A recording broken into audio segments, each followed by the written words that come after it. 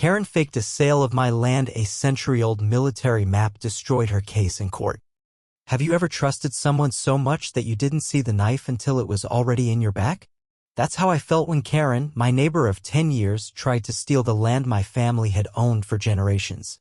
It wasn't just any land, 20 acres of rolling hills in rural Virginia where my great-grandfather built our family home with his own hands.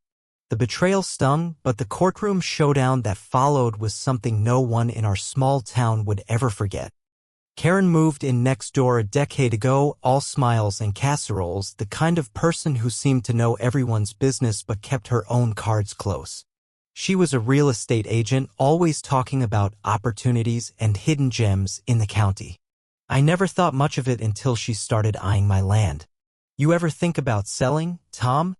she'd ask, casual like, over coffee at the diner. I'd laugh it off. The land wasn't just property, it was my family's legacy, where my kids learned to fish in the creek and where I planned to retire. Selling wasn't an option. Then, 2 years ago, things got strange. Karen stopped asking about the land and started acting like she owned it. She'd walk the boundary line, pointing out her trees or her fence posts. I chalked it up to her being nosy until I got a letter from a developer claiming they'd bought my 20 acres from Karen for a subdivision project. My stomach dropped. I hadn't signed a thing. When I confronted her, she smirked, cool as ice. "Oh, Tom, you must have forgotten. We finalized the sale last spring." She waved a contract with my signature, what she claimed was my signature. It was a forgery, plain as day, but she had notarized documents and a lawyer ready to back her up. The truth hit me like a freight train. Karen had faked the sale. She'd spent years building trust, learning my habits, even getting close to my sister, who worked at the county clerk's office. Karen had exploited every connection, every casual chat to craft her scam. She'd forged my signature, filed false deeds, and even convinced the developer I was on board. The audacity was staggering. But she didn't know what I had in my attic, an artifact that would unravel her lies. I hired a lawyer, Sarah, a bulldog in a pantsuit who'd grown up in our town and knew Karen's reputation for shady deals. Sarah dug into the forged documents, finding inconsistencies, dates that didn't line up, a notary who'd mysteriously left town, and a survey map Karen submitted that claimed my land ended at a creek that hadn't existed in decades. That's when I remembered the map. Tucked away in a dusty trunk in my attic was a century-old military survey from 1918, drawn by a Union Army cartographer during a training exercise on our land. My grandfather had preserved it, a relic of our family's history.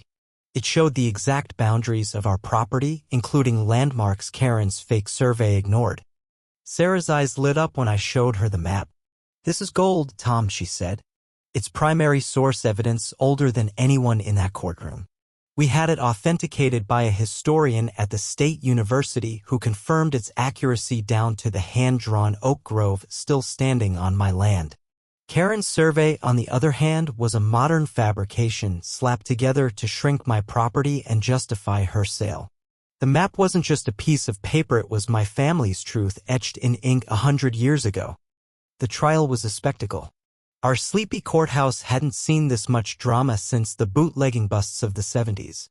Karen strutted in, all confidence, with her slick city lawyer spinning a tale about how I'd verbally agreed to the sale but backed out when the developer offered more money. She painted me as a greedy opportunist, even shedding a tear about how she'd trusted me.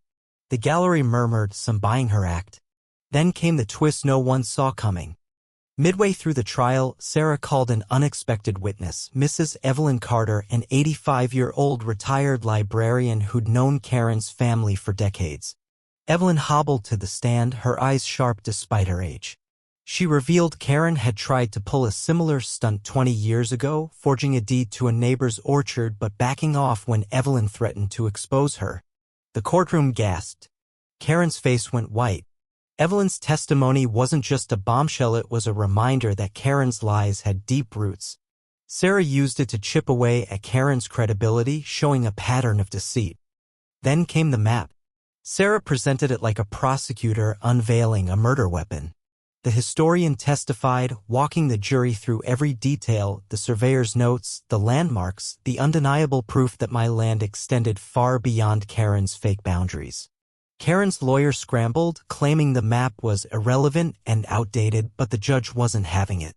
The jury leaned forward, captivated, as Sarah overlaid the 1918 map with modern satellite images, proving the boundaries hadn't changed.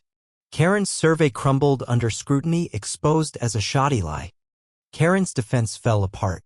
Her lawyer tried to pivot, accusing me of forging the map, but the historian's testimony and the map's pristine condition, complete with the Union Army's seal, shut that down. Karen took the stand, a last-ditch effort to save herself, but Sarah tore into her. "How do you explain the missing creek in your survey, Ms. Thompson?" Sarah asked.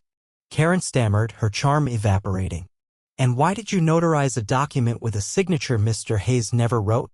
Karen's answers were a mess of contradictions, her voice shaking as the jury's eyes hardened. The verdict came fast. The judge ruled in my favor, voiding the fake sale and ordering Karen to pay my legal fees and damages. The developer, furious at being duped, dropped their plans and sued Karen for fraud. The courtroom buzzed as Karen sat frozen, her head bowed. It wasn't just a low sit, it was a public dismantling. Word spread, and Karen's real estate license was revoked. Her house went up for sale within weeks, and she left town, tail between her legs. Some said she moved to Florida, chasing new marks. I didn't care. My land was safe and justice had been served.